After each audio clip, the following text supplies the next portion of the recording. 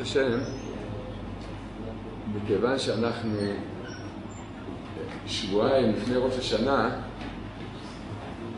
וידוע מה שרבנו אמר על כל העניין שלי זה ראש השנה, וראש השנה שלי עולה על הכל.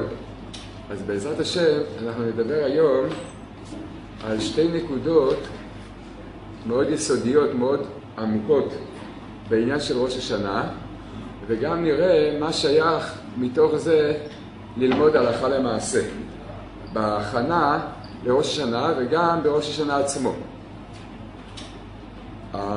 הדבר הראשון, הנקודה הראשונה, נראה זה מתוך ספר שנקרא מכתב מאליהו של הרב דסלר, שאת הספר הזה כידוע חיבר, הוא היה אחד מגדולי ההשקפה ובעלי המוסר, אחד מהצדיקים הגדולים בדור הקודם, קראו לו הרב אליהו דסלר, הוא היה משגיח של ישיבת פונוביץ'. ובספר, בכרך ב' בעמוד 75, הוא שואל שאלה על ראש השנה. קושייה, יש לו קושייה על עניין ראש השנה. הוא אומר כך, אומר, הרב דסלר, אומר, אני לא מבין את המהות של היום השני של ראש השנה, ונסביר למה קשה לו העניין של היום השני של ראש השנה. למעשה, התורה ציוותה עלינו את כל עניין ראש השנה. ובתורה כתוב כמה ימים יש ראש השנה. בתורה כתוב שיש יום אחד ראש השנה. א' בתשרי זה ראש השנה. ואנחנו יודעים מה המהות של ראש השנה. זה לא כמו, זה לא חג רגיל, זה לא יום טוב רגיל, אלא ראש השנה זה יום הדין. ובשמיים דנים את כל העולם. התורה קבעה, כשאנחנו אומרים התורה קבעה, זה מעשה מי קבע את זה? הקדוש ברוך הוא. שבאלף בתשרי דנים את כל העולם. באו חכמי ישראל, חז"ל, ואמרו וקבעו שיהיה לנו עוד יום אחד של ראש השנה. ועכשיו יש לנו יומיים ראש השנה, א' בתשרי וב' בתשרי. עכשיו יש עוד חגים שחז"ל קבעו. קבעו את חנוכה, פורים, יום טוב שני של גלויות. אבל פה זה תקנה אחרת. כשאנחנו אומרים שחז"ל קבעו עוד יום של ראש השנה, מה המשמעות של הדבר? המשמעות של הדבר שבאו חכמי ישראל ואמרו לקדוש ברוך הוא, אנחנו מבקשים ממך שתושיב את כל הבתי דין עוד יום אחד. הקדוש ברוך הוא קבע, על פי התורה אנחנו יודעים, שבאלף בתשרי דנים את כל העולם. באים חז"ל ואומרים, אנחנו מבקשים מהקדוש ברוך הוא שגם ביום השני, בבית בתשרי, הקדוש ברוך הוא גם ידון את כל העולם. וזה תקנה חדשה לגמרי. שאנחנו כביכול, אם חז"ל רוצה לקבוע יום טוב, אין שום בעיה, קובעים יום טוב. אז עושים קידוש, שומרים את היום טוב, אבל פה זה תקנה אחרת לגמרי. פה באו חז"ל, אמרו לקדוש ברוך הוא, אנחנו רוצים שאתה תדון את כל העולם עוד יום אחד. ולכן ביום השני של ראש השנה, בחלק מהתפילות אנחנו אומרים, היום יעמיד במשפט כל יצורי עולם. פירוש הדבר שבעצם כל הבתי משפט שישבו ביום הראשון באלף בתשרי יושבים עוד יום אחד. אז צריך להבין חז"ל למה בדיוק, מה הייתה הסיבה שהם קבעו את זה. השאלה היא כזאת, האם יכול להיות שחז"ל חששו שהבתי משפט למעלה לא יספיקו לדון את כולם ביום הראשון? אולי ביום הראשון של ראש השנה חז"ל חששו שלא כולם יספיקו לעבור בדין, יהיה פה בעיה, הצטברו תיקים יותר מדי והפרקליטות למעלה, אז אמרו שיהיה עוד יום. אז אנחנו צריכים להבין, בשמיים אין שום בעיה לדון את כל העולם. הגמרא במסכת ראש השנה אומרת, ברגע אחד הקדוש ברוך הוא יכול לדון את כל העולם.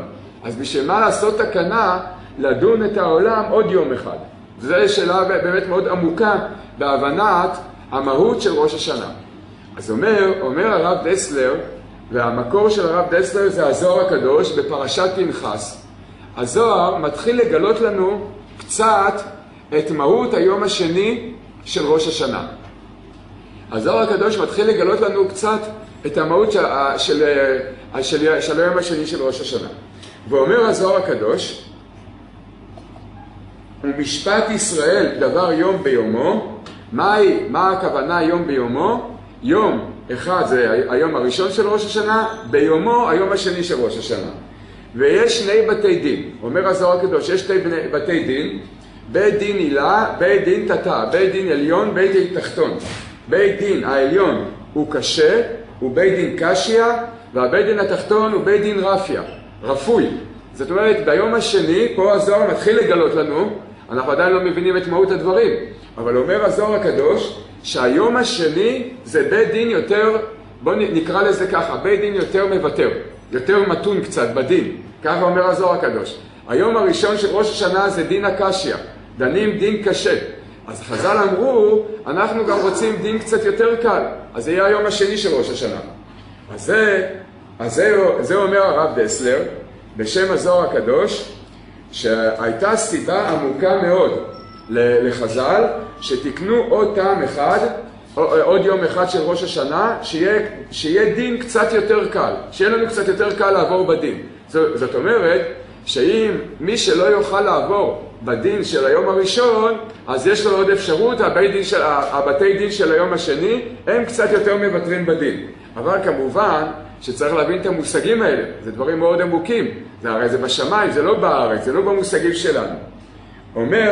אומר הרב דסלר, כדי להסביר את זה קצת יותר לעומק, עוד קצת להיכנס לזה, אומר בשם הארי הקדוש. הוא אומר היום הראשון של ראש השנה, שאמרנו בשם הזוהר, שזה הבית דין העליון, הבית דין הקשיא, דין הקשיא, אומר כך, אומר רבנו הארי הקדוש, שהיום הראשון הוא לתקן פנימיות העולמות בסוד הנשמות. והיום השני זה לתקן את חיצוניות העולמות בסוד העולמות. עוד פרט אחד, אנחנו עדיין לא מבינים כלום, אבל בינתיים יש לנו קצת מושגים, קצת מילים. הבית דין, אז יוצא כך, שהיום הראשון של ראש השנה זה לתקן, זה דין הקשיא, זה בית דין עליון, זה תיקון הפנימיות ותיקון הנשמות. והיום השני של ראש השנה זה בית דין תחתון, דין הרפיה, לתקן חיצוניות העולמות.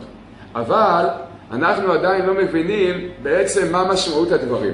עכשיו הוא מתחיל להסביר למה כוונת הזוהר הקדוש והארי הקדוש. מה הם התכוונו בחילוק בין שני הימים? שנזכור שכל התקנה של היום השני זה תקנת חכמי ישראל. התורה לא נתנה לנו יום שני. חכמי ישראל קבעו לקדוש ברוך הוא ואמרו לקדוש ברוך הוא אנחנו רוצים עוד יום אחד. ואומר הרב דסלר, כדי להבין את עומק הדבר, אז אומר, אנחנו צריכים קצת להתבונן בסדר או במהות התפקיד שלנו בעולם הזה. אנחנו יודעים שכל התפקיד של עם ישראל, אם זה בכלליות ובפרטיות של כל אחד מאיתנו, זה לעשות רצונו של הקדוש ברוך הוא, לעבוד את הקדוש ברוך הוא. והקדוש ברוך הוא דן אותנו בראש השנה, איך עבדנו אותו כל השנה.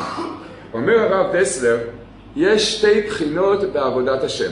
שתי בחינות כלליות. אחת בחינה חיצונית ואחת בחינה פנימית. ונתחיל קצת להתבונן מה זה נקרא לעבוד את הקדוש ברוך הוא מבחינה פנימית. מה זה נקרא המהות של העבודה הפנימית.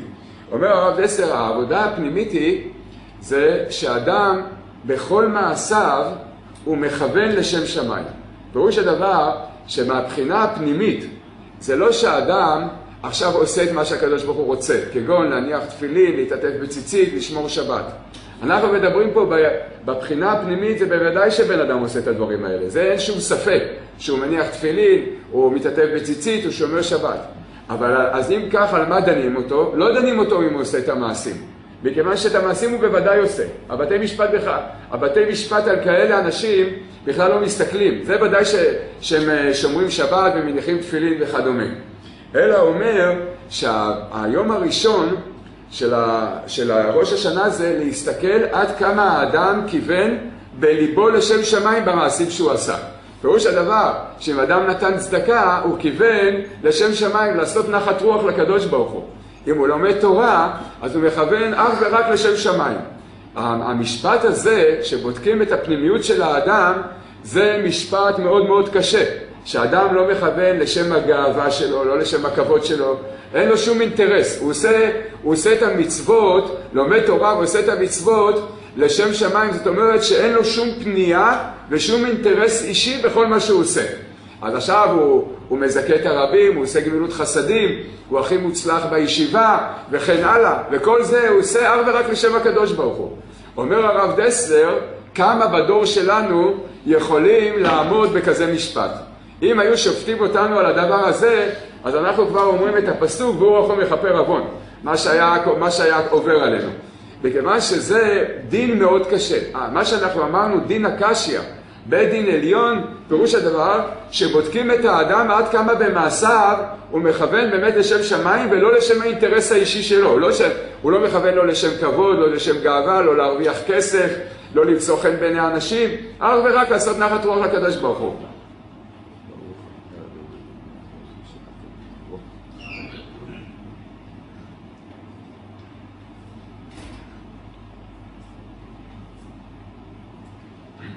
אומר הרב דסלר שבזמן שחז"ל ראו שבית המקדש השני נחרב וראו את ירידת הדורות ואת גודל ההסתרת פנים שמתחילה להיות בעולם, הם אמרו חז"ל, אם אנחנו משאירים יום אחד של ראש השנה שישפטו את העולם לפי כמה שהם מכוונים לשם שמיים, אז עם ישראל לא יכול לעמוד בדין. עם ישראל לא יכול לעמוד בדין הזה מכיוון שזה דין קשה מדי. אנחנו לא יכולים במעשינו לכוון לשם שמיים. ולכן, פה הוא מסביר את הנקודה העמוקה. למה חכמינו זיכרונם לברכה בחורבן בית המקדש השני קבעו שיהיה עוד יום אחד של ראש השנה כדי להקל עלינו בדין, כדי לעשות לנו דין קל.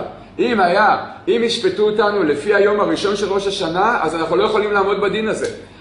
אם ישפטו אותנו כמה כיוונו לשם שמיים, אז כמו שאמרנו, הוא יכול מכפר עוון. ולכן תקנו חז"ל את היום השני של ראש השנה, כדי לאפשר לנו לעבור בדין ולזכות בדין קל יותר. וזה מה שנקרא, זה מה שהזוהר הקדוש קורא דין הרפיה, או הבית דין התחתון, כדי להקל ולעזור לנו לעבור בדין. אבל אם כך מתעוררת השאלה על מה דנים אותנו בראש השנה. ביום השני, אמרנו, היום הראשון דנים את האדם על פנימיות לבבו, כמה הוא מכוון לשם שמיים במעשיו. וזה רוב עם ישראל לא יעמוד בדין הזה. אוי ואבוי לנו אם זה יהיה הדין שלנו. אז לכן יקלו עלינו. השאלה היא כזאת, פה מתעוררת השאלה על מה דנים אותנו ביום השני של ראש השנה. אם ביום הראשון דנים אותנו לשם שמיים, על מה דנים אותנו ביום השני. ופה אומר הרב דסלר חידוש מאוד גדול. זה כמעט לא מובא בשום ספר הדבר הזה, היסוד הזה, ואומר כך, אומר הרב דסלר, אומר ברגע שאדם לא יכול לעבוד את הקדוש ברוך הוא לשם שמיים, דהיינו שבמחשבותיו ובפנימיות הלב שלו הוא מתכוון לעשות רק נחת רוח לקדוש ברוך הוא, ובוודאי שאנחנו לא עומדים במדרגה הזאת, והלוואי שאחד ל50 פעמים נזכה לעשות משהו לשם שמיים, בדור שלנו זה נקרא צדיק גדול, שאחד ל50 פעמים מכוון לשם שמיים. אז אומר הרב דסלר, ומי שאינו יכול לעמוד בדין הזה, אז משמיים קובעים לו תכלית אחרת, קובעים לו עניין אחר לגמרי. ומה העניין האחר? עד כמה הוא ראוי וזכאי להיות כלי ומשרת לצדיק האמיתי ולתקן את העולם שבו הצדיק עושה את עבודתו. ואומר כך, אומר הרב דסלר, ואין אנחנו נידונים על מעשינו ומחשבותינו, כי אין לנו מסוגלים לעמוד בדין, אמנם קיומנו הוא בזכות הצדיק, שאנו כלים אליו, ואנו נידונים לברר בראש השנה האם אנחנו ראויים לזכות זה או לא. ובזה אנו שונים מכל שאר הנבראים, שכל הדין שלנו תלוי אך ורק בצורכי הצדיק לבד. ומצד זה דנים אותנו בראש השנה, האם אנחנו רואים לזכות ולשמש את הצדיק או לא. וזה חידוש מאוד גדול שצריך קצת להתבונן בו מה שהרב דסלר אומר. הרב דסלר אומר שהדין של היום השני זה הדין הרפיה, שכל המהות של הדין הרפיה זה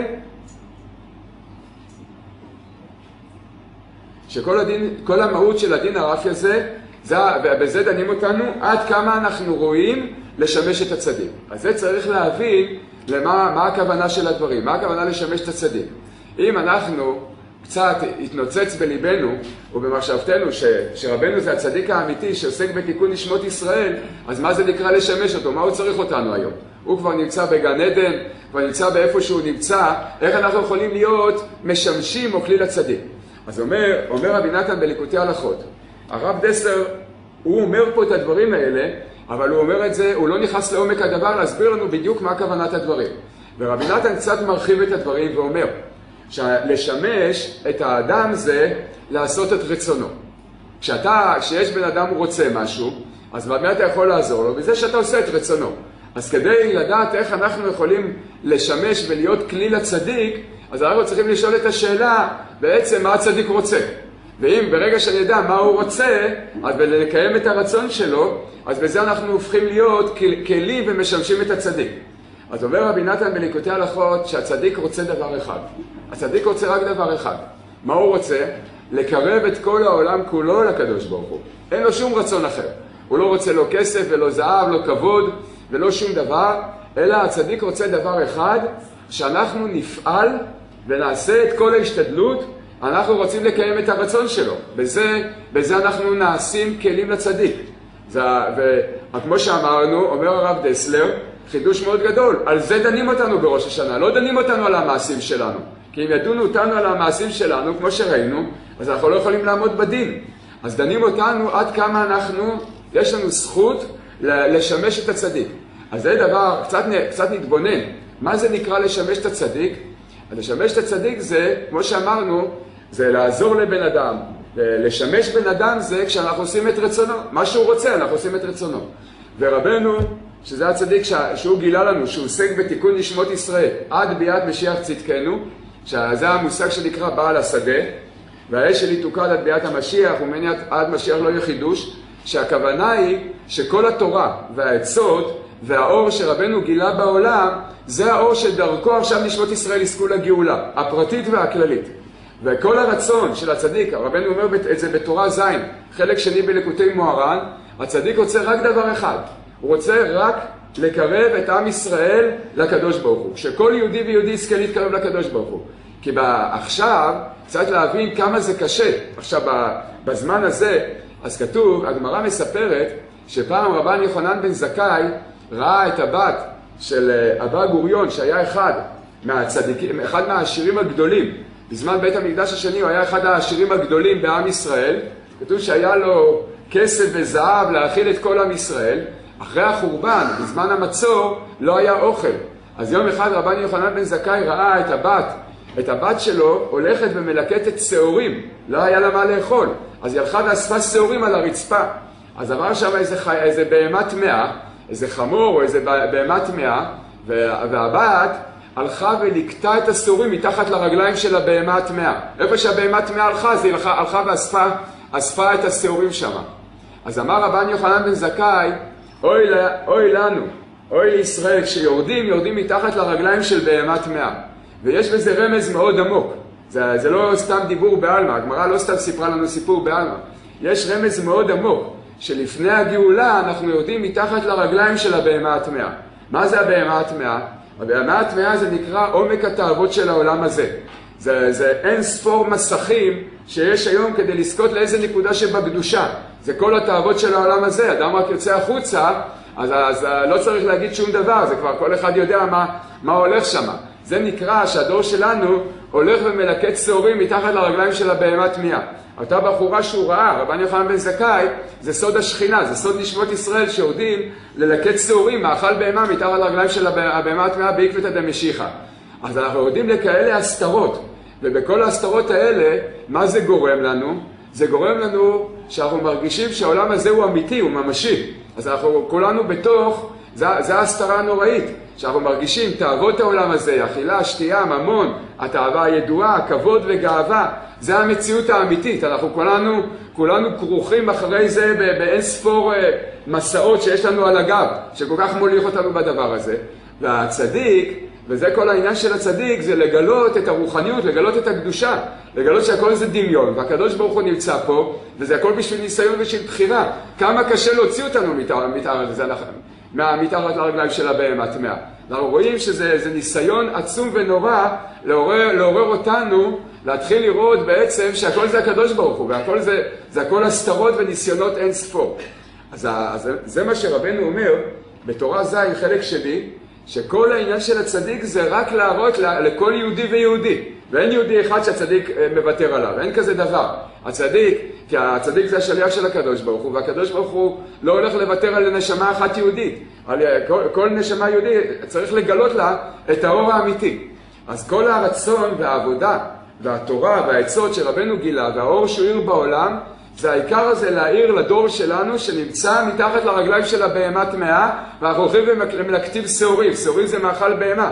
אנחנו מחפשים באין ספור הסתרות אנחנו מחפשים ניצוץ אלוקות, איכשהו להתקרב לקדוש ברוך הוא. באמת צריך לדעת, הדור שלנו זכאי לגמרי. זה רק צריך לעמוד במקום הזה, כל אחד, איפה שהוא נמצא, ולצעוק לקדוש ברוך הוא, תראה איפה אני נמצא. תציל אותי מהמקום שבו אני נמצא. ורבנו, כל העניין שלו זה להאיר את האור הזה, להאיר את הנקודה הזאת, שאיפה שאנחנו לא נמצאים, לא נשכח שיש בכלל מציאות אחרת. שיש בכלל עניין אחר, התכלית שלנו זה דבר אחר לגמרי. אז האדם צריך ללכת בתוך הרחוב, ואין ספור מראות קופצים מימין ומשמאל, מלמעלה ומלמטה. בכל הבחינות, סיפר לי אחד מזקני אנש, יהודי חשוב מאוד. אז הוא אמר לי שלפני כמה שנים הוא קיבל על עצמו לשמור את העיניים, אז מה הייתה שמירת העיניים שלו? הלך כל הזמן עם הראש באדמה. כל הזמן הלך עם הראש באדמה. אומר, אחרי 3 ימים שאני הולך עם הראש באדמה, אז אני הולך ברחוב, אני לא מעז להרים את הראש. אז הוא אומר, מונחת לי איזו תמונה לא צנועה על המדרכה, ואמרתי, איזה שמירת עיניים יש בדור הזה. אז זה צריך לדעת, מעבירים אותנו את המצבים האלה שנקראים מתחת לרגליים של בהמה טמאה. וכל הנקודה של הצדיק זה להאיר את האור של הקדוש ברוך הוא, את האור של האמונה, בתוך המקום הזה, בתוך ההסתרות האלה. אומר רבי נתן בליקוטי הלכות, שזה נקרא לשמש את הצדיק. אז לשמש את הצדיק זה קודם כל שהאדם בעצמו יוצא מזה. האדם נלחם לצאת מהמקום הזה כדי להתקרב לקדוש ברוך הוא. זה נקרא הבחינה הראשונה, ההבנה הראשונה בלשמש את הצדיק. והבחינה השנייה זה עד כמה אנחנו יכולים להעיר את זה לכל יהודי ויהודי. איך מעירים את זה לאחרים? הדבר הראשון, העצה הראשונה להעיר לאחרים זה, וזה נקודה מאוד חשובה, זה להתפלל על עם ישראל. פשוט האדם שמתפלל על עצמו, כל מה שהוא צריך, אבל בסדר גמור, אבל שלא לשכוח כל הזמן להכניס את התפילות על עם ישראל. כי זה צריך לדעת, הקדוש ברוך הוא לא הולך לוותר על אף יהודי. אנחנו רוצים את הגאולה, אז זה תלוי בכל אחד ואחד שיתעורר. אז מה שאנחנו יכולים לפעול בשביל הכלל, הדבר הראשון זה, העצה הראשונה זה תפילה, להתפלל על עם ישראל. והדבר השני זה עד כמה שכל אחד מאיתנו יכול, במקום שבו הוא נמצא, עם הכלים, עם האפשרויות של כל אחד ואחד, זה להאיר את האור של רבנו, זה להאיר את זה הלאה, להאיר את זה לנשמות ישראל. כל אחד ואחד כמה שהוא יכול. זה 3 נקודות שבעצם בזה אנחנו משמשים את הצדיק. הנקודה הראשונה זה שאדם משתדל להוציא את עצמו מתחת לרגליים של הבהמה הטמאה. זה לראות, להתחזק באמונה, להתקרב לקדוש ברוך הוא, לצאת מהדמיונות של העולם הזה. כי הדמיונות הם מאוד מאוד חזקים. לפני הגאולה זה כל הזמן רק הולך ומתגבר. כי סוד הגאולה זה שאפילו שנהיה מתחת לרגליים של הבהמה הטמאה לא נתייאש. ונצעק משם לקדוש ברוך הוא שיציל אותנו. אז זה הדבר הראשון. הדבר השני זה, הנקודה השנייה זה שאנחנו חושבים על הכלל, כי אסור לנו להישאר רק עם עצמנו, ואדם שנשאר רק עם עצמו, אפילו אם הוא רוצה את גן עדן, והוא רוצה רק לעבוד את הקדוש ברוך הוא, אז אסור לאדם להישאר רק עם המחשבות על עצמו, רק לחשוב על הגן עדן הפרטי שלו. ברוחניות זה כמעט עבירה, אם האדם רק חושב על עצמו. אז צריך להתפלל גם על הכלל, ומה שאפשר גם לפעול בשביל הכלל. אז זה אומר רבי נתן, זה נקרא משמש את הצדיק. זה נקרא שהאדם נהיה כלי לצדיק. וכל זה, כל מה שדיברנו עכשיו, מאוד חשוב לדעת לעשות את זה מתוך התבוננות והבנה והתקשרות עם הצדיק. פירוש הדבר, אני יודע, על מה שכבר דיברנו בעבר, וזה מובא הרבה בספרים, שהנשמה של הצדיק הולכת איתנו ונמצאת איתנו, היא לא עוזבת אותנו לרגע אחד. הצדיק הרבה יותר חי. אחרי פטירתו, צדיקים במיתתם קוראים חיים, הם הרבה יותר חיים אחרי פטירתם מאשר בחייהם. וכמו שהזכרנו, שאחד מגדולי הפוסקים האחרונים, רב עקיבא איגר, אומר שאם צדיק בא לעולם הזה, הוא יכול להוציא אותנו ידי חובה במצוות. אז כי יש מניינים באומן שאמרו שאם רבנו יבוא, יתקע בשופר, הם לא יוצאים ידי חובה. הם רוצים רק ללכת למניינים ברחוב כדי לצאת ידי חובה. אז צריך לדעת שאפשר לסמוך על רבי עקיבא איגר. רבי עקיבא איגר אומר שאם הנשמה של הצדיק באה בעולם הזה, אז הוא יכול להוציא אותנו ידי חובה. גם בזה נקרא צדיקים במקראתם קרויים חיים. אז ברגע שאנחנו מתקשרים, אנחנו מקשרים את עצמנו עם הצדיק, ומשתדלים לעשות את הרצון שלו, והרצון שלו זה אחד. צריך לזכור מה רבנו רוצה מאיתנו, מה הצדיק רוצה מאיתנו, שנחפש את כל הדרכים ונעשה את כל ההשתדלות לעלות מתחת למקום שנקרא מתחת לרגליים של הבהמה הטמאה. שלא נשכח ולא נתייאש מזה שאנחנו יכולים לעלות מהמקום הזה. כי האדם רואה מה שקורה לו ומה שעובר עליו, אז הוא אומר, אי אפשר, אני לא יכול לצאת מפה, אי אפשר לצאת מפה. זה נכון, מצד אחד זה נכון, אתה לא יכול לצאת מפה. אתה בכוח עצמך לא יכול לצאת מפה. אבל צריך להאמין שבכוח הצדיק אנחנו יכולים לצאת. אז זה הנקודה הראשונה של ראש השנה, שהרב דסלר אומר, לא דנים אותנו בכלל על המעשים שלנו בראש השנה. אז על מה כן דנים אותנו? עד כמה אנחנו מתקשרים עם הצדיק ונהיים כלים ומשמשים את הצדיק. על זה דנים אותנו. הדין של ראש השנה זה בשבילנו, בשביל כלל עם ישראל, רוב עם ישראל זה, עד כמה אנחנו רואים להיות כלים לשמש את הצדיק. אז על כל פנים, מבחינת העבודה, שאנחנו בעזרת השם מגיעים לראש השנה, בעזרת השם נזכה להיות גם בציון של רבנו, אלא אם כן הוא יהיה איתנו בארץ, על המקרה, כנראה שלא ניסה לאומן השנה, כי הוא כבר יהיה איתנו בארץ, אבל במקרה שהוא לא יהיה איתנו פה בארץ וניסה לאומן, אז צריך בימים שאנחנו נמצאים שם לפני ראש השנה, להתקשר, להרגיש את הקשר, את ההתחברות עם רבנו, ולדעת שתמיד רבנו חי וקיים, אבל יש זמנים שהוא יותר מתגלה, כמו גם בעולם הזה. לפעמים אנחנו נמצאים עם בן אדם, לפעמים אנחנו לא נמצאים איתו. לפעמים אנחנו יודעים שם, אנחנו יודעים שאם אני לא רואה כרגע פלוני, אז זה לא אומר שפלוני לא נמצא בעולם, הוא נמצא בעולם, רק כרגע אני לא רואה אותו. אז צריך לדעת שהצדיק תמיד נמצא, אבל לא תמיד אנחנו איתו בקשר, אבל בימים של ראש השנה, אז הצדיק נמצא איתנו, וצריך להתחבר איתו, וללכת על הנקודה הזאת, שקצת הזכרנו את זה בעבר, אבל זו נקודה שמאוד מאוד מועילה. להגיד לרבנו שהיה הסכם, אתה עשית את ההסכם הזה. זה לא אנחנו עשינו את ההסכם הזה, תמיד צריך לזכור. רבנו עשה את ההסכם הזה, לקח שני עדים, הוא אמר, אתם תבואו אליי, תגידו תיקון הכללי, תיתנו פרוטה לצדקה, וידוי דברים, אני אעשה לכם טובה נצחית. אז אנחנו צריכים להזכיר לרבנו שהוא קיבל על עצמו לעשות לנו טובה נצחית. זה אנחנו לא חייבנו אותו.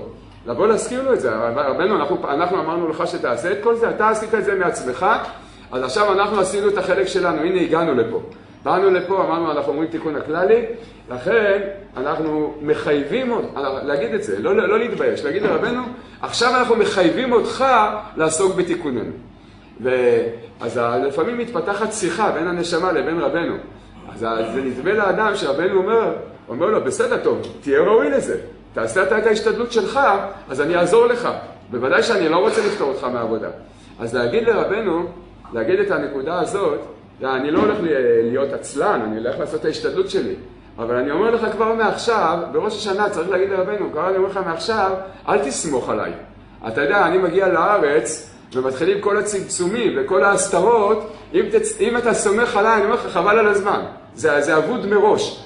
אני עכשיו אומר לך, שאתה תפעל את כל הפעולות. זה אתה התחייבת בזה, ומכוח מה שאתה התחייבת, עכשיו אני מחייב אותך. שאתה תעסוק בתיקוננו נצחי.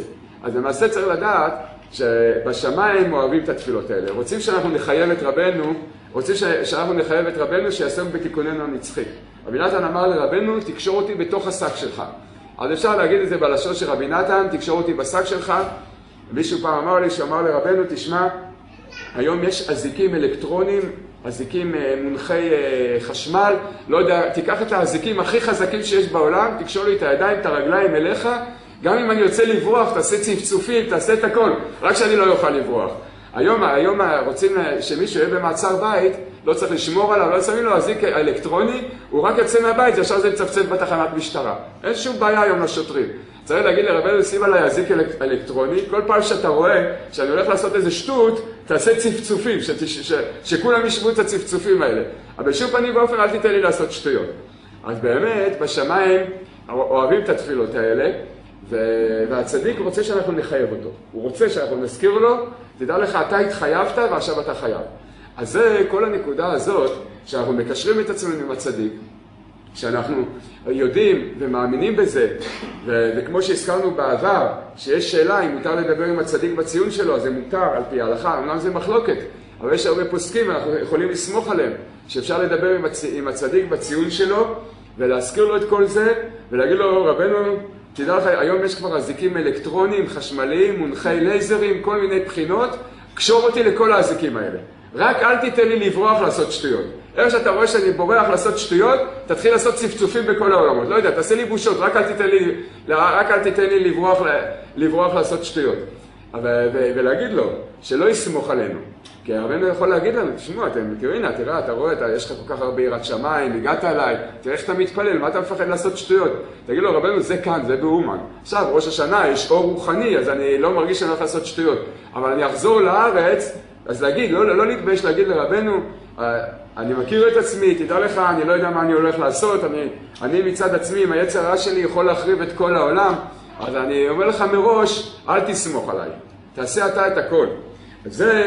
וזה הרב דסלר אומר לנו חידוש נפלא מאוד בדבר הזה, שעל זה דנים אותנו בראש השנה. זה הדין שלנו בראש השנה. לא דנים אותנו על מעשינו, אלא דנים אותנו עד כמה אנחנו זוכים להעמיק ולהתחבר בלב ובדעת ובמחשבה, עד כמה אנחנו זוכים להתחבר עם הצדיק, וזה הדין שלנו בראש השנה. וזה חידוש מאוד גדול, וזה תקנת חז"ל. זה כמו שהגמרא אומרת, מתי תקנו את היום השני של ראש השנה? זה היה בחורבן בית המקדש השני. כי חז"ל ראו, אנחנו יודעים את זה מכמה מקומות, חז"ל ראו את גודל הירידה שהולכת להיות על עם ישראל, וחז"ל הבינו וראו שעם ישראל לא יוכל לעמוד בדין. עם ישראל לא יוכל לעמוד בדין, להיות עובד השם, שלא יהיו לו פניות, שהוא יעשה לשם שמיים, שזה הדין של היום הראשון. לכן תקנו לנו את היום השני של ראש השנה, ועל זה דנים אותנו. כמה אנחנו מתחברים, כמה אנחנו הולכים בדרך של הצדיק ומשתדלים לפעול עבורו, ולבקש את זה. זה הנקודה הראשונה של ראש השנה. נקודה נוספת, עוד נקודה אחת, בעניין של ראש השנה, אז קצת הזכרנו את זה בעבר, אבל נתבונן בזה בעוד צדדים. כתוב במדרש רבה, בויקרא, כתוב על הפסוק, השם אורי ואישי ממי ירא. אומר המדרש, אורי בראש השנה ואישי ביום הכיפורים. זה מקור אחד. אורי בראש השנה, אישי ביום הכיפורים. זה מובא במדרש רבה. בתיקוני הזוהר, בתיקון ל"ז, כתוב על הפסוק, ויאמר אלוקים יהי אור, ויהי אור. אומר הזוהר הקדוש, יהי אור זה פסח, ויהי אור זה ראש השנה. אז זה שני מקורות של חז"ל שמרמזים לנו משהו על עניין של ראש השנה. אז יהי אור זה פסח, ויהי אור זה ראש השנה, אורי ואישי, אורי זה ראש השנה, אישי זה יום הכיפורים. קצת צריך להבין מה הכוונה של חז"ל. בוודאי הדברים מאוד עמוקים, אם חז"ל מסמיכים את זה לפסוקים, בבראשית, בתהילים, צריך קצת להבין את עומק כוונתם של חז"ל. אז אנחנו נעשה קצת הקדמה כדי להסביר את העניין, למה חז"ל מתכוונים. יש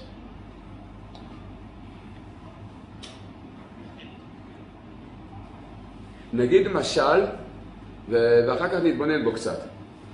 אדם רוצה לבנות בית, רוצה לבנות בית חדש. התעורר אצלו הצורך והרצון, יש לו צורך ולכן התעורר אצלו הרצון לבנות בית חדש. אז הוא ברר איפה הוא יכול, הוא רוצה עכשיו וילה, הוא לא רוצה עכשיו בית משותף, והוא רוצה גם לתכנן את זה מההתחלה. אז הוא ברר איזה חברה של הנדסה, איזה מהנדס, יכול לעזור לו ולבנות לו את הבית. אז הוא ברר שיש איזה מהנדס גדול מאוד, שהוא, המהנדס הזה, הוא בונה את הבתים הכי טובים בעולם. הוא שמע עליו שהוא המהנדס הבכיר ביותר בזה. ואז הוא קבע איתו פגישה. הוא קבע פגישה עם המהנדס הזה, והוא הגיע אליו למשרד, ואז המהנדס שאל אותו מה אתה רוצה. אז הוא אמר לו, תראה, אני רוצה לבנות בית. הוא אמר לו, טוב, תתחיל להגיד לי מה בדיוק, מה אתה צריך, כמה נפשות, לאיזה צורך אתה צריך. אתה צריך אולי מלבד מגורים, אולי אתה צריך חדר עבודה, חדר פגישות וכן הלאה. והוא התחיל לתאר לו את כל מה שהוא צריך. בסדר, הוא שמע שהוא היה צריך בית 3 קומות, לפי מה שהיה צריך. הכל, בריכת שחייה בחצר, מקווה בבית, חדר התבודדות, חדר לימודים, חדר פגישות, חדר עסקים, חדרי מגורים. בית, הוא צריך בית גדול. אז המהנדס שמע את כל זה, אז הוא שאל אותו, אז המהנדס שאל אותו, אז בסדר, כמה כסף יש לך? כמה כסף יש לך? זה לא זול לבנות כזה בית. אז זה התחיל להגיד לו כמה כסף הוא יכול להשקיע בזה. אז המהנדס אמר לו, אם כך, בסדר, אפשר להתחיל לבנות את הבית. ואז, מה הוא עושה שלב ראשון, המהנדס? השלב הראשון הוא מעלה, לא מתחילים לעבוד ישר. מהמהנדס לא שולחים את הפועל ואומרים לו, לך תעבוד. אלא אנחנו יודעים. מה צריך לעשות? קודם כל, המהנדס צריך לסרטט את כל מבנה הבית. אחרי שהוא גומר לסרטט את כל מבנה הבית, הוא קורא לקבלן שיודע גם להפעיל את הפועלים וגם לקרוא סרטוטים. הוא נותן לקבלן ואומר לו, הנה זהו, זה השטח, זה המקום, זה הכסף, זה הסרטוטים, לך תבנה את הבית. והקבלן יוצא ומתחיל לבנות את הבית. ואז הפועלים מתחילים לעסוק בבניין הבית. כמה זמן לוקח לבנות את הבית הזה? שנה אחת. בונים את הבית הזה שנה אחת. זה המשל. מה זה הנמשל? הנמשל זה המהנדס, זה רבנו. ומי שרוצה לבנות את הבית זה כל אחד מאיתנו. בראש השנה יש מציאות כזאת, וזה סוד מאוד גדול, שכל ראש השנה אנחנו מתחילים לבנות בית חדש.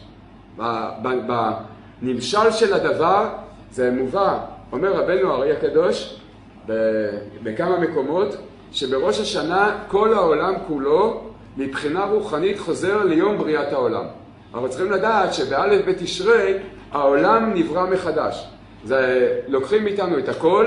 מתי לוקחים איתנו את הכל? יש בזה קצת מחלוקת, אבל לדעת רוב המפרשים שבליל ראש השנה לוקחים איתנו את הכל. זאת אומרת, היה לנו בתים. מה זה הבתים שלנו? כל הרוחניות שלנו, עבודת השם שלנו. בליל ראש השנה לקחו לנו את הכל. זה נקרא סוד הדורמיתא, זה נקרא שינה. לקחו מאיתנו את הכל. עכשיו אנחנו בליל ראש השנה כמו בבריאת העולם. חדשים לגמרי. כל העולם הוא חדש לגמרי. ובתפילות של ראש השנה בבוקר, בשעת תקיעת השופר, מתחילים לברוא את כל העולם מחדש. ואז אנחנו באים לראש השנה ואנחנו אומרים למהנדס, אנחנו רוצים לבנות בית חדש. הבית החדש זה כל מה שאנחנו רוצים לעסוק ולבנות ברוחניות במשך כל השנה הקרובה. כל השנה זה מה שאנחנו רוצים, זה נקרא הבית החדש, זה הבניין החדש. ואנחנו צריכים לדעת שבראש השנה זה בחינה של הולדה מחדש. ראש השנה אנחנו נולדים מחדש. אם אדם מכיר את עצמו, הוא יודע, יש לי כאלה כישרונות, יש לי כאלה חולשות. כל אחד יש לו איזה ידיעה, זהות עצמית. יש כזה דבר בפסיכולוגיה, מודעות עצמית, כמה שאדם מודע לעצמו. אז צריך לדעת שכל המודעות עצמית היא נכונה עד ליל ראש השנה, בליל ראש השנה לוקחים לך את הכל. לוקחים לך את המודעות, את הנשמה, את הכל, רק משאירים לך קצת שתחזיק מעמד עד הבוקר. כי בבוקר מתחילים לברוא אותך מחדש. את כל העולם בורים מחדש. ברוחניות זה כפשוטו ככה, שהכל זה נברא מחדש. אז כל אחד שהוא מיואש, שהוא עצוב, הוא מכיר את עצמו, אז בסדר, מותר להיות עצוב, אבל יש עוד שבועיים רק. בדיוק עוד שבועיים, זה כבר אין מה להיות עצוב. כי אם אתה עצוב זה על הגלגול הקודם. כי כל ראש השנה זה גלגול חדש לגמרי. בבוקר של ראש השנה נעשה בעולמות הרוחניים אותו תיקון שהיה בשעת בריאת העולם. כך אומר רבנו הארי הקדוש. בעולמות הרוחניים זה אותו מצב, פירוש הדבר שלמעשה בוראים לך עכשיו נשמה חדשה. אז זה הדבר שדוד המלך ביקש, לב טהור ברא לאלוקים ורוח נכון חדש בקרבי. עכשיו בוראים עניין חדש. לכן אמרנו את זה, הזכרנו את זה בשנה שעברה, אבל לא הצלחנו עוד לפעול. עכשיו יש משא ומתן עם משרד הפנים. יכול להיות שהשנה נוכל להפעיל את זה, שברגע הם יחכו בשדה התעופה אחרי ביקורת הדרכונים, וכל מי שמגיע לאומן יחליפו לו את התעודת זהות, את השם ואת המספר תעודת זהות. מי שרוצה גם טוב אם הוא יכול להחליף בית, דירה, כתובת, אבל קשה אולי, לא כולם יכולים להחליף דירה מיד בימים של ראש השנה. אבל אדם מקבל זהות חדשה, נשמה חדשה לגמרי. זה העומק והפנימיות של ראש השנה. זה הבית החדש שאנחנו מבקשים מהמהנדס לבנות. בית חדש, פירוש הדבר, כלים חדשים, דרך חדשה, וזה לא משנה מה שהיה. בראש השנה לבוא ולהגיד לרבנו, מה שהיה היה. העיקר זה להתחיל מההתחלה. וזה לא משנה כבר, הכל מה שהיה זה היה, זה כבר שייך לגלגולים הקודמים, זה בכלל לא אני. זה היה אחד שקראו לו ראובן, הוא היה 1.80 מטר, תעודת זהות, היה לו הכל, כל הפרטים.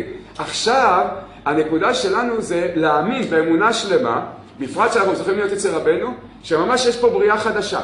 ואז אנחנו אומרים למהנדס, המהנדס אמרנו זה רבנו, ובכל ראש השנה לדבר עם הקדוש ברוך הוא, לדבר עם רבנו, זה כל אחד לפי התעוררות ליבו, ומה לעשות? לבקש על הבית החדש, להסביר מה אנחנו רוצים בבית החדש, כמה קומות אנחנו רוצים, 3 קומות, נפש, רוח, נשמה, תיקון חדש לגמרי. וללכת עם מחשבות. רבנו אמר שהעבודה של 2 הימים של ראש השנה זה לחשוב מחשבות טובות. כי זה לא תשובה. תשובה זה לפני ראש השנה ואחרי ראש השנה. תראו נראה גם למה. בראש השנה זה עניין אחר לגמרי. זה העניין של, רבנו אמר, מי שחכם בראש השנה חושב מחשבות טובות. מה זה מחשבות טובות? בראש השנה ללכת ולחשוב. אני רוצה ללמוד, לעשות סדר יום. אם אנחנו נספיק, אולי אנחנו נעשה דף עם סדר יום. כל אחד יכול לקחת את הדף הזה, אפשר לשנות את זה קצת לפה, כל אחד איך שהוא רוצה. אז הסדר יום הולך להיות בערך, זה מה שצריך לחשוב בראש השנה.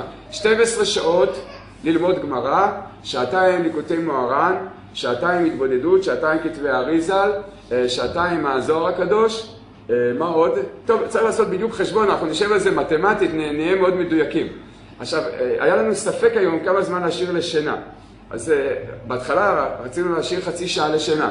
אמרו שזה ריבוי אור, שזה בדור שלנו זה ריבוי אור. אז אנחנו נשאיר שעה אחת לשינה במשך היום, 45 דקות לאכילה ושתייה וכדומה, זה יוצא שעה ו3/4, נשאר לנו 22 שעות ורבע על מה לחשוב, מה אנחנו רוצים בראש. על זה ללכת ולחשוב בראש השנה. להגיד לשם, השם, מה אני רוצה? אני רוצה רק תורה, אני רוצה תפילה וכן הלאה. זה נקרא מחשבות טובות. עכשיו, אם האדם אומר, רגע, מה אני מבקש? 12 שעות גמרא? מה? רגליים על הקרקע. צריך להבין, לזכור בראש השנה, מה זה רגליים על הקרקע?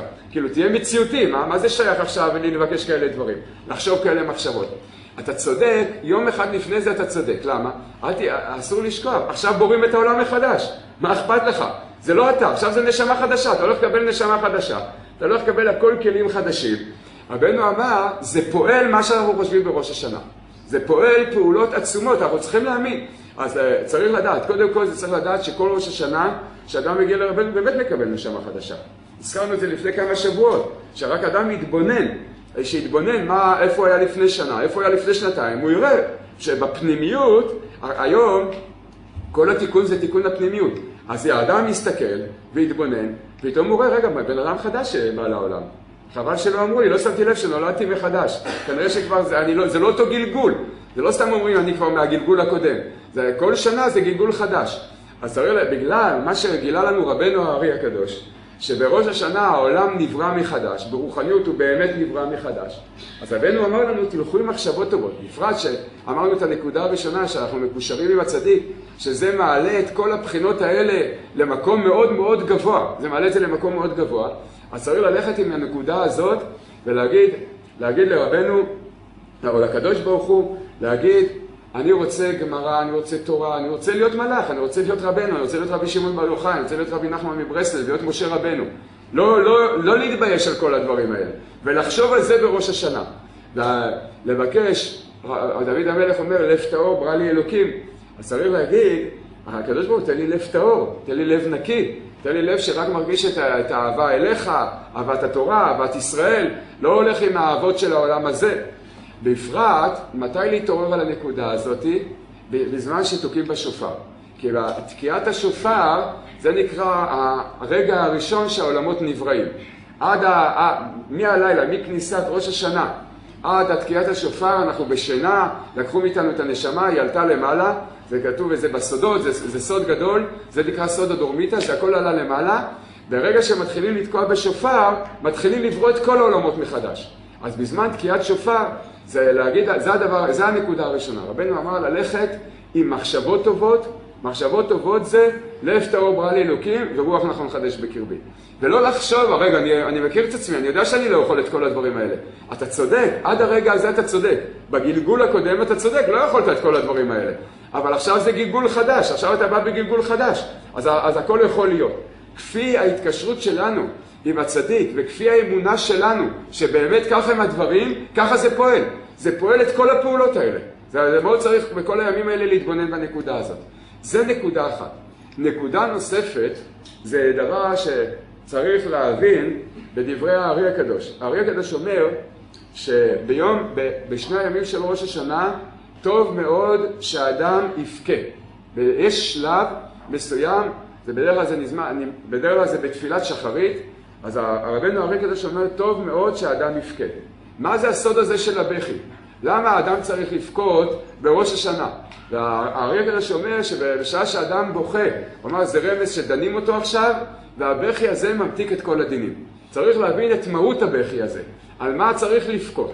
על מה צריך הלב להתעורר, ואיך אנחנו גם יכולים להכין את עצמנו לקראת הבכי הזה. ובפרט שהרבה פעמים אנחנו מרגישים בעוונותינו הרבים שאין לנו שום בכי, אנחנו בכלל לא בוכים. צריך להבין מה זה המהות של הבכי.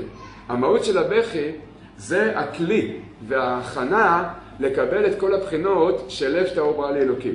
לקבל נשמה חדשה, לקבל את כל ההתנוצצות החדשה של השנה החדשה, זה בא מהמהות הזה של הבכי. וקצת צריך להבין מה זה הבכי הזה. בהכנה לראש השנה, שזה העבודה של אלול, אנחנו עושים תשובה. אבל אנחנו עושים תשובה, קודם כל עושים תשובה כפשוטו, שאדם יצטער, יתחרט על מה שהוא עשה, וכן הלאה. אבל לא צריך לעצר, צריך להגיע לנקודה, לרובד יותר עמוק בתשובה. כי חודש אלול זה אני לדודי ודודי לי. מה זה אני לדודי ודודי לי? מה זה דודי? עת דודים הגיע. דודים זה לשון של אהבה והתחברות. אז חודש אלול זה התחברות עם הקדוש ברוך הוא. והתשובה בבחינה יותר פנימית היא על הצער הגדול שאנחנו רחוקים מהקדוש ברוך הוא. יש לזה נקודה מאוד עמוקה, זה היסוד של לב נשבר. זה לא בגלל שאנחנו לא עכשיו, ברובד היותר פנימי של התשובה, אנחנו עושים תשובה לא בגלל שאנחנו מפחדים מעונשים. יבוא אליהו הנביא ויגלה לנו, לכל אחד מאיתנו, זהו, אתה כבר תיקנת את הכל. אין לך עוונות, לא ידונו אותך, אין לך גיהנום, תעלה למעלה, ישר תגיע לגן עדן. אבל אנחנו עושים תשובה על דבר אחר. זה תשובה ממהות אחרת לגמרי. זה תשובה על זה שאנחנו כל כך מרגישים צער, כל כך כואב לנו, שאנחנו בפירוד ממך, שאנחנו לא מרגישים את האור שלך בתוכנו, על זה אנחנו בוכים.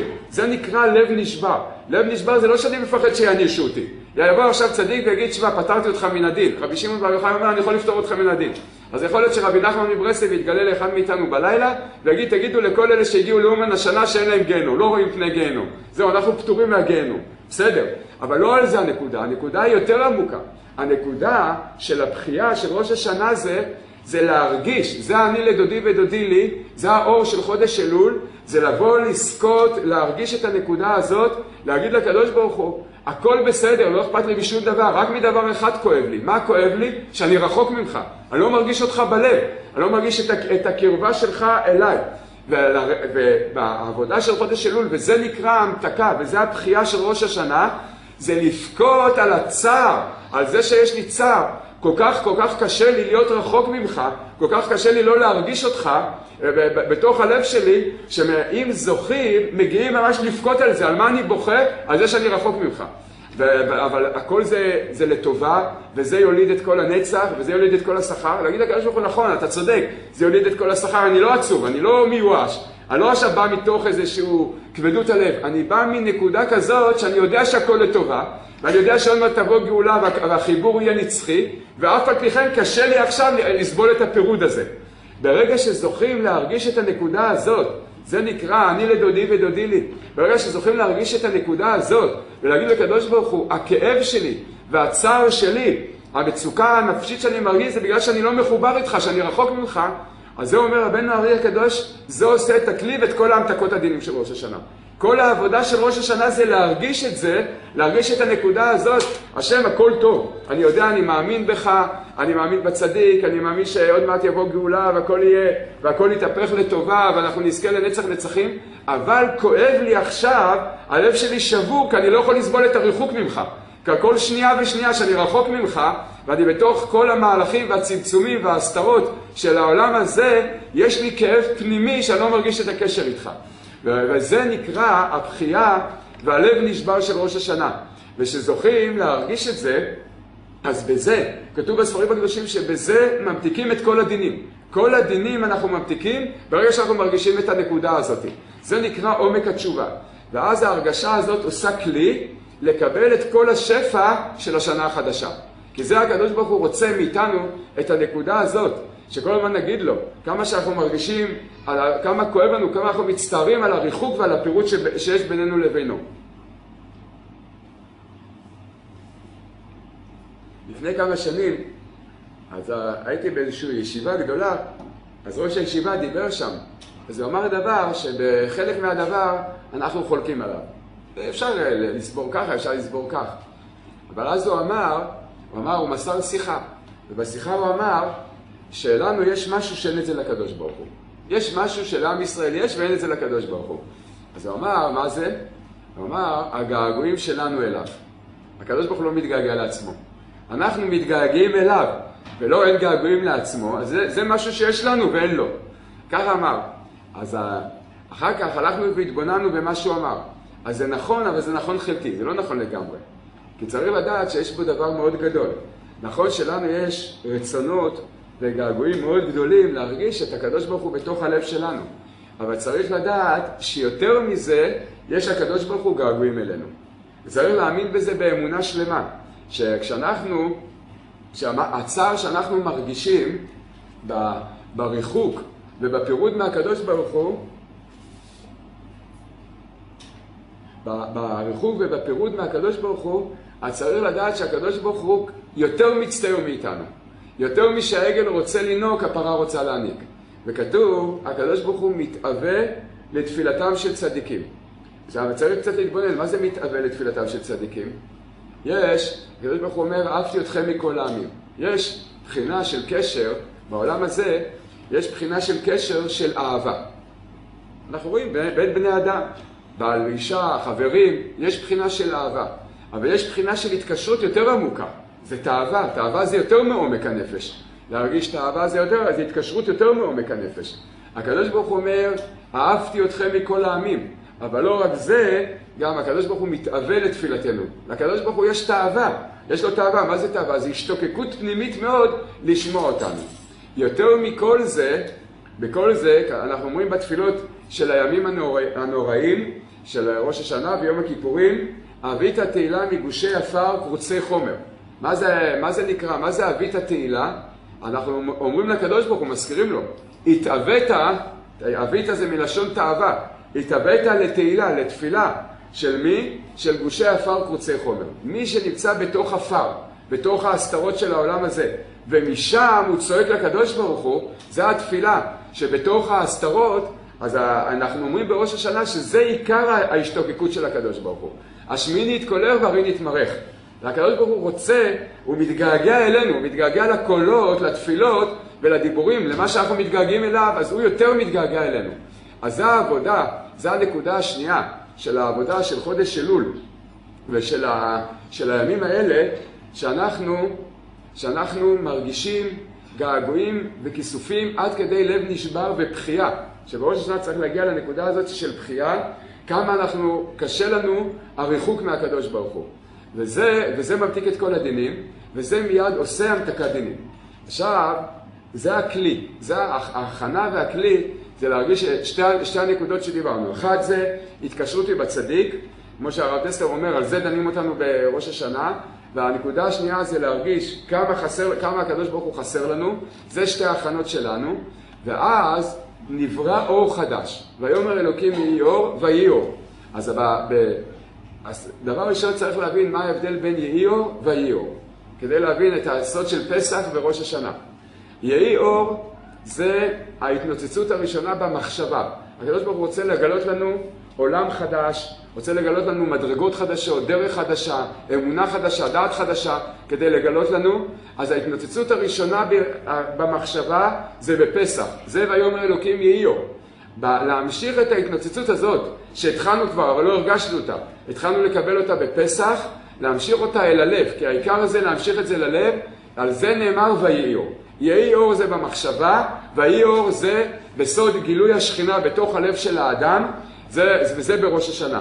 זה השם אורי בראש השנה, שהאורי זה האור הפרטי, לכן דוד המלך לא אומר השם אורנו וישענו, אלא השם אורי, בלשון יחיד, שכל אחד ואחד מאיתנו בראש השנה מקבל התנוצצות של אור חדש לגמרי בראש השנה. אחר כך כל השנה אנחנו הולכים, ועל ידי שאנחנו מקיימים תורה מצוות, אנחנו מגלים את האור הזה ובונים פה בניין חדש לגמרי. בניין חדש של אמונה, בניין חדש של דעת, של התקרבות לקדוש ברוך הוא. אז בפסח של לפני חצי שנה, אז התחלנו לברוא את העולם החדש של השנה הבאה בבחינת המחשבה. ויאמר אלוקים יהי אור. אז זה יהי אור של פסח, ועכשיו זה ויהי אור, נוסף עוד ו', ו' זה להמשיך את זה מהמוח אל הלב, זה סוד רחל, סוד השכינה, זה להאיר אור חדש בלב שלנו. לכן ויהי אור זה גימטריה רחל. הגימטריה של ויהי אור זה רחל, זה סוד השכינה, זה ההמשכה והגילוי של הקדוש ברוך הוא בתוך הלב של האדם. כתוב בספרים הקדושים שברגע שאנחנו זוכים לנקודה הזאת, לנקודה חדשה של התקרבות לקדוש ברוך הוא, בזה אנחנו בעצם מקרבים ופועלים את עניין הגאולה. כי עניין הגאולה זה להאיר כל הזמן אור של אמונה נוספת בתוך הלב שלנו. כל המלחמות וכל הניצחונות שלנו זה על ידי הבחינה הזאת שמאירים אור חדש של אמונה בתוך הלב של האדם. כתוב, הגמרא אומרת, הגמרא מסתפקת. יש, בתורה כתוב שתי בחינות, שני סוגים של תקיעת השופר יש. יש תקיעה ויש תרועה. זה שני סוגים של קולות. אז תקיעה זה נקרא קול פשוט, קול אחיד. זה מה שאנחנו שומעים בשופר, קול אחיד, זה נקרא תקיעה. הגמרא מסתפקת, חז"ל מסתפקים, מה זה הקול של התרועה? זה קול של יבבה, עולה ויורד. קול שבור שעולה ויורד. אז הגמרא אומרת, היא לומדת את זה, היא אומרת, ותייבב אם סיסרא. ותייבב אם סיסרא, משם לומדים את קול השופר. אז החז"ל לומדים את התקיעות של השופר מהיבבות, מהבחייה של אם סיסרא. על מה היא בכתה אם סיסרא? היא בכתה על זה שהיא ראתה שסיסרא לא הולך לחזור, הבן האהוב שלה, שהיה רוצח ועושה את כל העבירות שבעולם, אז על זה היא בכתה שהוא לא הולך להגיע. וכתוב בראשונים, במפרשים של הגמרא, כמה בחיות היא בכתה אמא של סיסרא. אומר התוספות, היא בכתה 100 בחיות. 100 בחיות, ועל 100 בחיות האלה תקנו 100 תקיעות בשופר. למה אנחנו תוקים 100 קולות בשופר כנגד 100 בחיות של סיסרא? שואלים בספרים, האם חז"ל רוצים ללמוד את הסוגים של הקולות, של התרועה, לא מצאו מקור קצת יותר מצד הקדושה, לקחו את הקליפה הכי גדולה, אם סיסרא, זה האמא של הקליפה. לקחו, דווקא ממנה לומדים את התקיעות, אי אפשר היה למצוא איזה מקור קצת יותר מצד הקדושה. כתוב שיש בזה סוד מאוד גדול.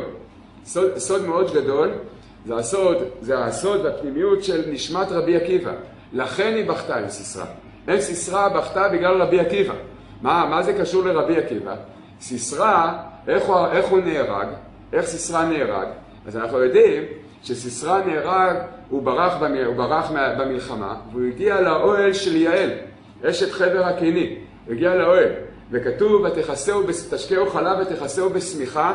אז בספר שופטים זה לא כתוב במפורש, אבל חז"ל אומרים לנו שסיסרא באה על יעל, באה עליה 7 פעמים. חז"ל אומרים, שמיכה, מה זה שמיכה? שמי כאן. הקדוש ברוך הוא מעיד שיעל עשתה את כל מעשה לשם שמיים. לא היה לה בזה שום הנאה, שום תאווה, שום תענוג. יעל ידעה ברוח הקודש שהיא צריכה להסכים להיות עם סיסרא. ואחרי שהייתה איתו, היא הרגה אותו. אז יעל הרגה בעצם את סיסרא. מה זה הסוד? למה הקדוש ברוך הוא מעיד על יעל שהייתה צריכה להיות עם סיסרא? זה סוד מאוד גדול. אומר הרמ"א מפנו, זה אפילו לא מובא בכתבי אריזה, זה סוד שהתגלה אחרי רבנו הארי. הרמ"א מפנו היה אחד מגדולי המקובלים, 2 דורות אחרי רבנו הארי הקדוש. הוא כותב בספר שנקרא 10 מאמרות, אומר שבחטא אדם הראשון נשמת רבי עקיבא, הרי הנשמות נפלו לקליפות. אז בחטא אדם הראשון נשמת רבי עקיבא נפלה לתוך הקליפות. והקליפות, כל כוחות היצר רע והסטרא אחרא, הייתה להם יניקה עצומה ונוראית מהנשמה הקדושה הזאת. כי רבי עקיבא זה שורש כל התורה שבעל פה. כל התורה שבעל פה זה מרבי עקיבא. וכשיש כאלה נשמות קדושות אצל הקליפות, אז הקליפות מקבלים מזה חיות, מקבלים מזה כוח, מזה הם שולטים עלינו. מזה שיש אצלהם נשמות קדושות, מזה הם שולטים עלינו. ויעל ברוח הקודש ידעה את כל הסוד הזה. בשעה שהייתה עם סיסרא, אז הקליפה הוציאה את נשמת רבי עקיבא ממנה והעבירה את זה בחזרה לקדושה. מתי עם ישראל זכה לנשמה של רבי עקיבא? כמובן בתיקון רוחני. אחר כך הוא צריך להיוולד, הוא יבוא לעולם, זה יכול להיות גם הדורות אחרי זה. אבל ברוחניות, מתי עם ישראל זכה להוציא את נשמת רבי עקיבא מבין הקליפות? במעשה של של סיסרא ויעל. לכן אומרים חז"ל, תבורך מנשים באוהל, זאת יעל. מי זה נשים באוהל? שרה, רבקה, רחל ולאה, תבורך מהם יעל. למה? אומר הרמ"א מפנו, למה יעל מבורכת משרה, רבקה, רחל ולאה? כי שרה, רבקה ורחל ולאה ילדו את כל נשמות ישראל. אבל את הנשמות שבקליפות, בעומק הקליפות, את נשמת רבי עקיבא, אפילו שרה, רבקה, רחל ולאה לא הצליחו להוציא, ויעל הוציאה משם את נשמת רבי עקיבא, לכן תבורך מנשים באוהל יעל. אז זה אומר הרמ"א מפנו, שעל זה בכתה אם סיסרא. אם סיסרא, שזה הקליפה בעצמה, הם היו יודעים את כל הכישופים, את כל התאומות שבעולם הם היו יודעים באותה תקופה. ותייבב אם סיסרא 100 יבבות, על מה היא יבבה, על מה היא כל כך בכתה? על זה שהסטרא אחרא איבדה את נשמת רבי עקיבא. היא ראתה שעכשיו לקחו את רבי עקיבא מהם, ואז על זה היא בכתה.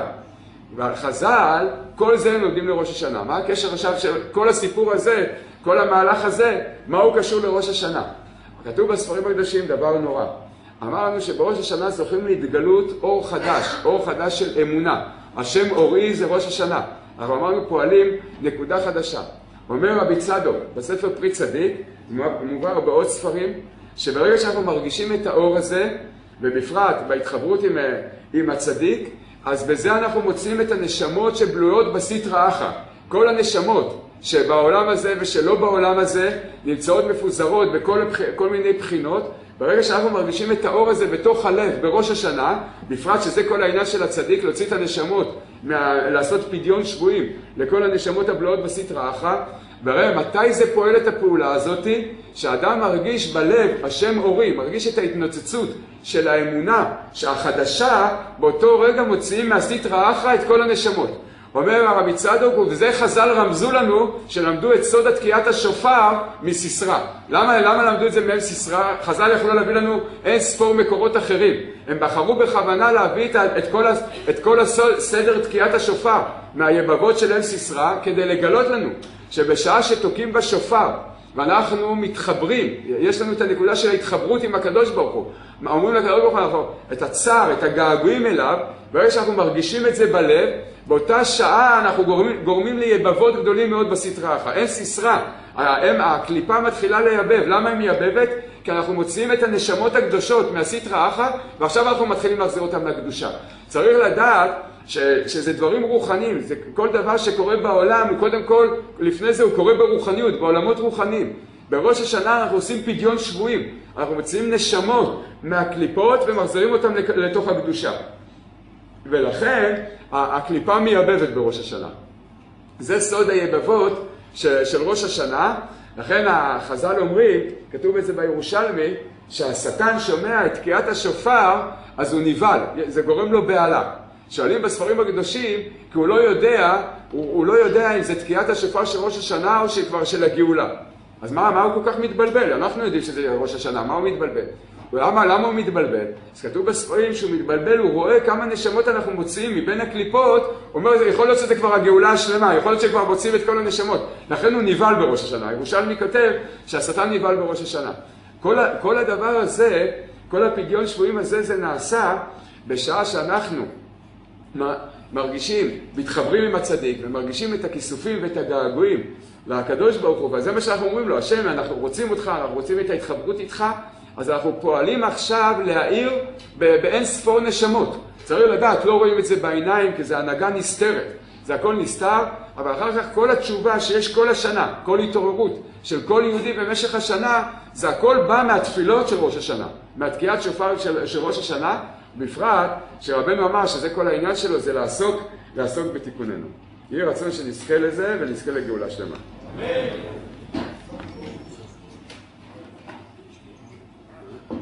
סליחה.